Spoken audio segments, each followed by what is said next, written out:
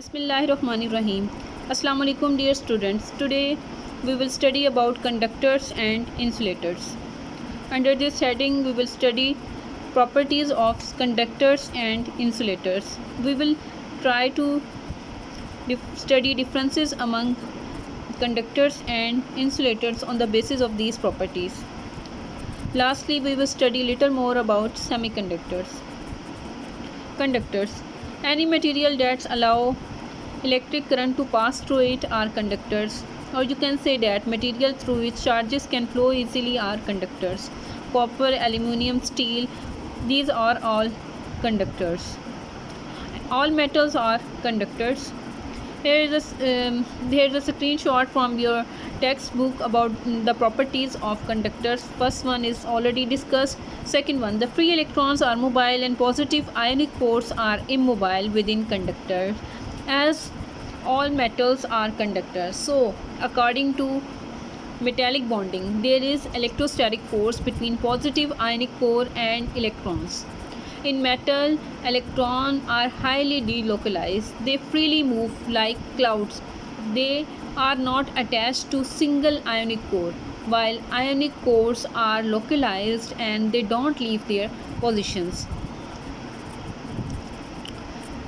Third one, each atom of a typical conductor contribute one conduction electron. It means a conductor on average has 10⁻23 conduction electron per cubic centimeter.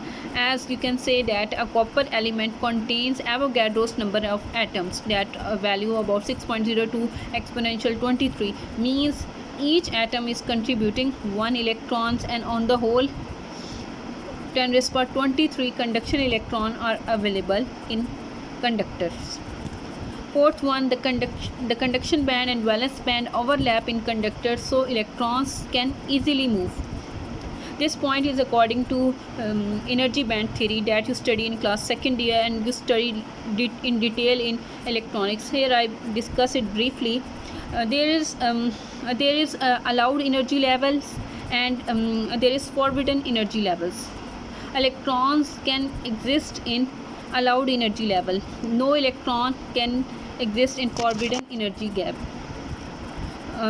Electron to move from valence band to conduction band, electron have to cross the forbidden energy gap.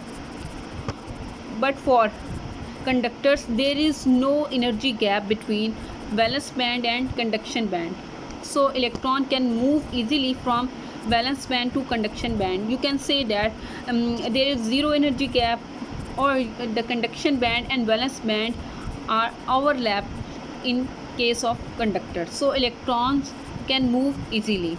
Fifth one, the resistivity of conductors is of the order of 10⁻⁻8 ohm meter. As electrons are highly mobile, they freely move, so their opposition to the motion of free electron is very small. Secondly, insulator. Insulator, any material that doesn't allow electric current to pass through it, or you can say that the material through which charges cannot flow are insulators. Plastics, rubber, glass, cloth, wood are all insulators. Here properties. The first one, the electrons are tightly bound in such materials. As no electron is available, means no electron can move freely. Electrons are tightly bound in case of insulators. Second one is already discussed. Third one, the insulators has only one conduction of electron per cubic centimeter, means there is a very small or the very rare chance of availability of electron in case of insulators. Fourth one, the resistivity of insulator is of the order of 10⁻11 to 10⁻16 ohm meter, means there is large opposition to the flow of free electrons. Or last one, the gap between conduction band and valence band in insulator is very high. So electron don't have enough energy to move from valence to conduction band, or you can say that there is no electron available for conduction, so electron cannot jump from valence band to conduction band. Thirdly, semiconductor. Semiconductors are those materials whose conductivity lies between those of conductors and insulators. You can say that they are like insulators, they are like conductors. They behave like insulators at low temperature and behave like conductors at high temperatures. Semiconductors are widely used in fabrication of electronic devices. They are used in ICs, LEDs, and microcapacitors, and all electronic devices.